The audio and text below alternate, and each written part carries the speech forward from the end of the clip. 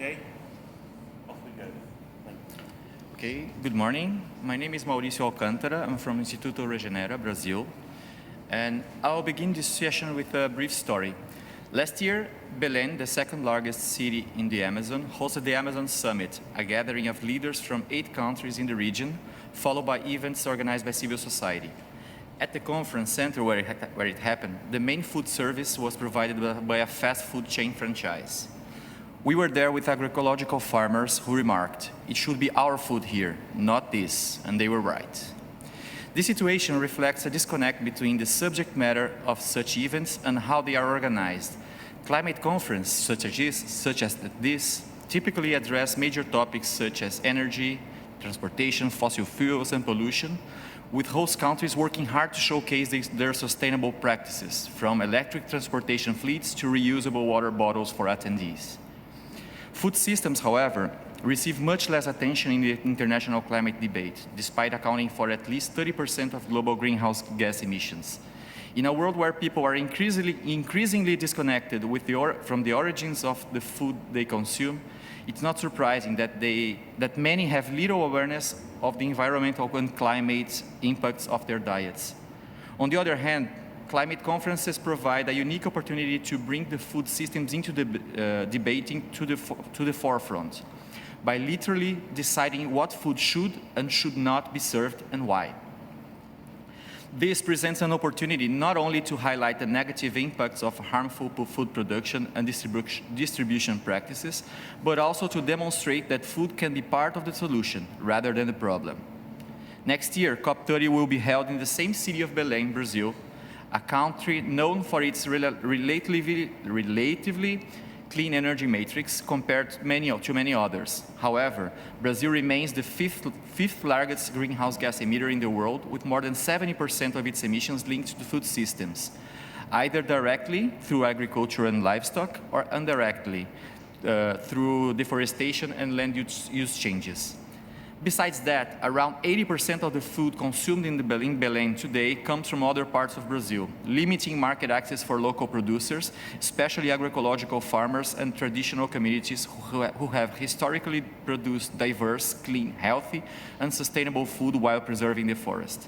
This situation is the result of decades of heavy investments of large-scale agriculture and livestock to meet global demand for commodities, often at the expense of family farming, smallholder cooperatives, and especially indigenous and traditional populations.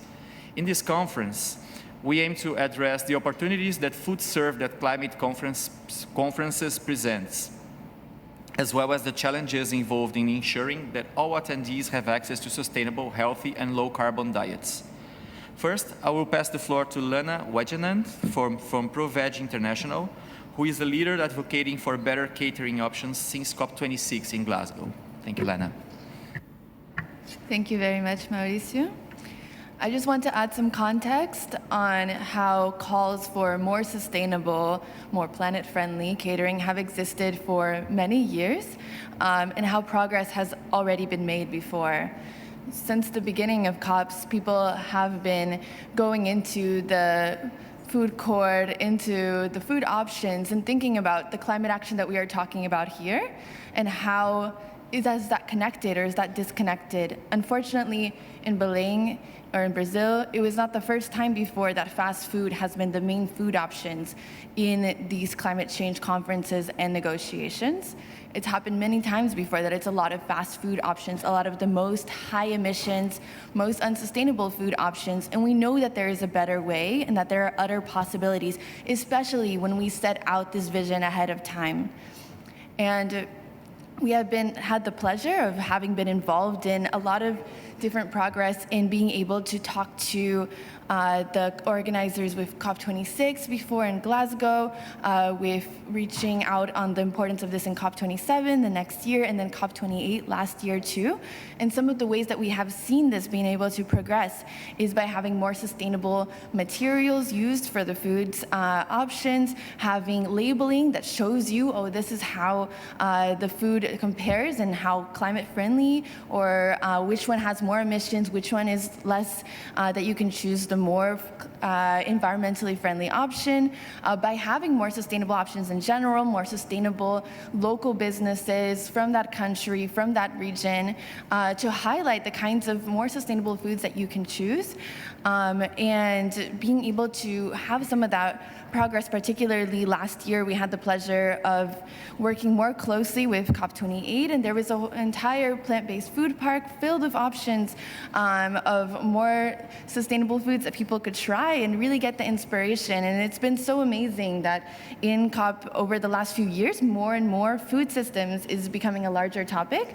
People are in the negotiations and the pavilions across the venue are acknowledging that food systems are a very critical impact on the climate crisis, and particularly going into Brazil next year, we are seeing so much of the international community, the climate change community, ready to talk about food systems and agriculture, and it will be so powerful if we can take that progress, take those learnings, and go even further with food served that shows climate action, that fuels people, that gathers community around sustainable options. And we've seen that supported by organizations around the world, and it was so excited for Brazil next year and how we can translate over this legacy that has already been established of how we can have more sustainable food that aligns with climate action. Thank you, Lena. Now I'd like to invite Nils Oliveira, Director at the Special Secretariat for COP30 in the Brazilian government, to discuss the challenges and opportunities in making a meaningful impact at the upcoming COP30. Nils. Bom dia. Primeiro, agradecer, Maurício, por essa oportunidade, a Lana, né? A gente vem fazendo muita discussão sobre isso. O nosso desafio é buscar oferecer uma alimentação saudável e sustentável na COP30. Good morning, everyone. I would like to thank Mauricio and Lena for the opportunity. We are having many discussions regarding this topic, and our challenge is to provide healthy food at COP30. Estamos atendendo, né, as recomendações da UNFCCC, mas estamos indo além das recomendações. Estamos dialogando com vários atores da sociedade civil, vários ministérios, para a gente incorporar produtos da agricultura familiar. We have been attending the recommendations by UNFCCC, but also going beyond that. We have been in dialogue with civil society members, representatives, also ministerials, to bring more local farm food to COP30.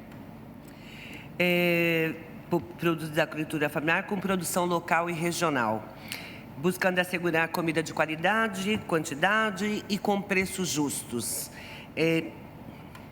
We have been articulating to have local and regional food, and also to provide health quality food, but also with fair prices. Obviamente que nós também vamos assegurar o que são as recomendações da ONU, com cardápio internacional, respeito pela diversidade religiosa e aquela com restrições dietéticas, sem glúten, vegana, vegetariana, entre outras.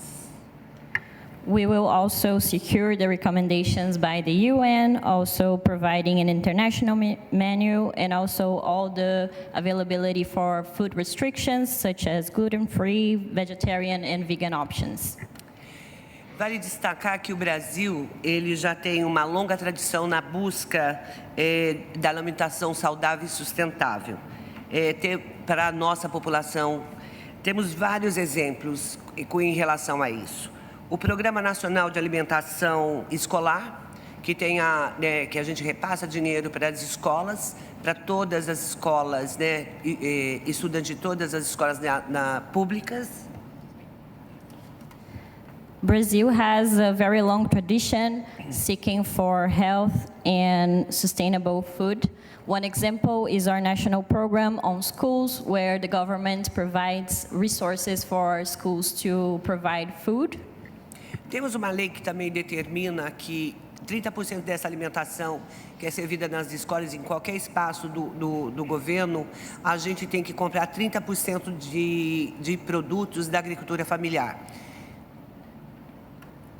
we have also this law in Brazil that 30% of the food provided in schools needs to come from local farms. Isso, além de contribuir para uma alimentação saudável e sustentável, ele também gera renda, emprego e profissionalização das pessoas que estão fazendo isso. Besides providing healthy and sustainable food, this kind of law also provides income and jobs and the professionalization of the local and family business from local agriculture. Desde 2006, também nós construímos o guia para a população brasileira, o guia alimentar para a população brasileira. Ele tem como pressuposto o direito à saúde e alimentação adequada, saudável e sustentável. Since 2006, we also have the Brazilian Population Food Guide that is based in the right to have access to healthy and sustainable food. E eu quero destacar que a discussão de alimentação saudável e sustentável, ela está no centro da nossa agenda, né? O secretário Walter Correia, que é o secretário extraordinário para a COP, vem incentivando e discutindo junto aos movimentos sociais e quem discute esse tema no Brasil, para que a gente possa assegurar de fato essa alimentação para todos e todas na nossa COP em 2025. We would like to also highlight that this discussion, this debate is also being centered for us in our agenda. The extraordinary secretary for COP30, Walter Correia, is also having lots of dialogues together with the social movements to secure that healthy and sustainable food will be provided at COP30. O Instituto Regenera ele fez um levantamento da agricultura familiar na região metropolitana de Belém, onde será a COP. E quatro dos 8 municípios compram 100% da verba do Programa Nacional de Alimentação Escolar da agricultura familiar. Esses municípios alimentam 8 COPs por dia em quantidade de alunos e refeições. Já vou fechar. The Regenera Institute also did this research on agriculture, familiar agriculture in Belém, and they understood that between 8 municipal, 4 of them have 100% of the income coming from this program from the government of Brazil, and this would be enough to make for 8 COPs a day in terms of food provided. Então, nesse momento, o nosso desafio é juntar esses atores junto ao governo para que a gente construa e entregue uma alimentação saudável e sustentável para a COP30. Obrigada. So our main goal is to get together all those different actors from civil society and the government to deliver healthy and sustainable food at COP30. Thank you. Thank you, Nilza. I just would like to add something that what was being said here. That when we're talking about the catering at such an event such as COP, we're talking about 2 weeks of conference, but also we are talking about the legacy that it can remain. When we're talking about a city such as Belém, in which today most of the food comes from outside of the state where the city is in, there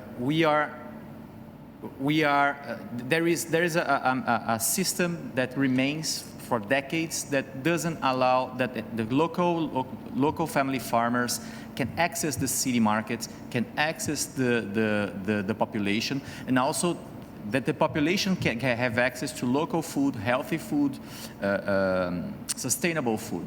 So when we're talking about an event with this magnitude happening in the city, we can also think about how the catering at the event can leave a legacy for the city. For example, the same in logistics infrastructure that can allow the food to be at the city, the sustainable agroecologic, from the local social biodiversity, we are talking about food that can get to the city for the event, but can remain arriving at the city from the same producers throughout the year, for example, for the school feeding programs, such as that one that Nilsa has said, for example. When we're talking about 390,000 students in the metropolitan area, we're talking about, as Nilsa has stated, 8 COPs eating every day, because the expected public to the COP 30 is like 50,000 people. So it is a challenge, but also an opportunity, because we're talking about today a region that already purchases 45% from family farming, despite the law establishes that the minimum should be 30. So the region has already a potential for that, but as Nilsa stated, there are some cities that already purchase 100%, and we want all the other ones.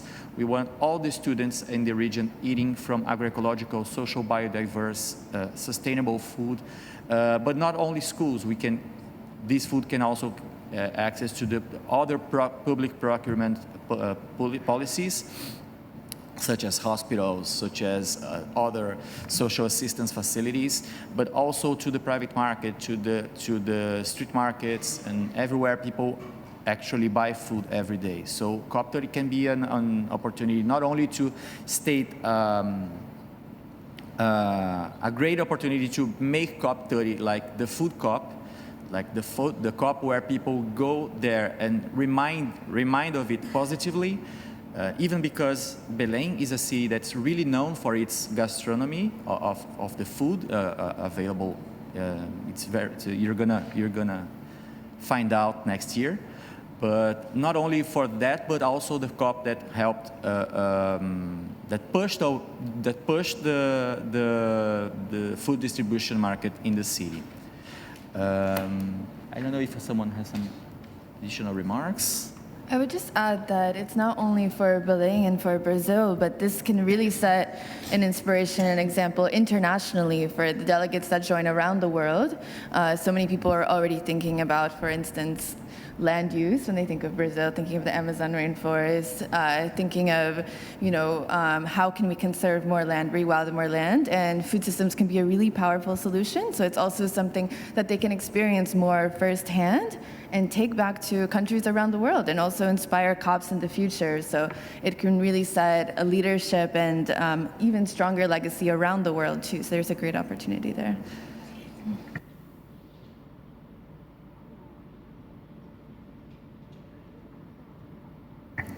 É interessante e importante o que a Alana traz, que de fato não é um tema para Pará e Belém.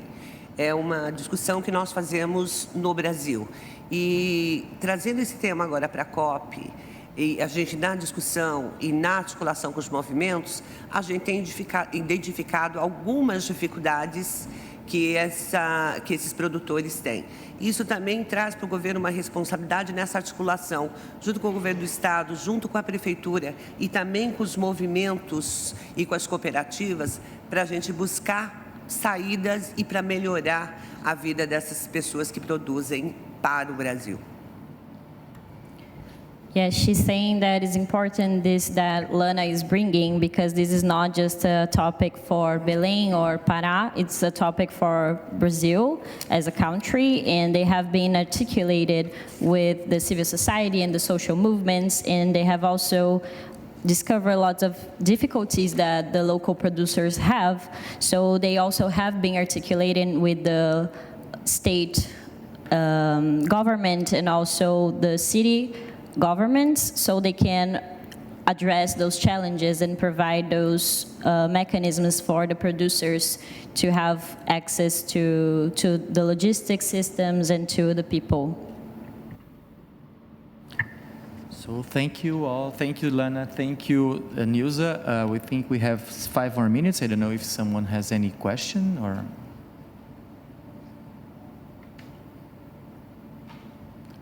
So I think we can finish here. Thank you, everyone, for being here, and have a good morning.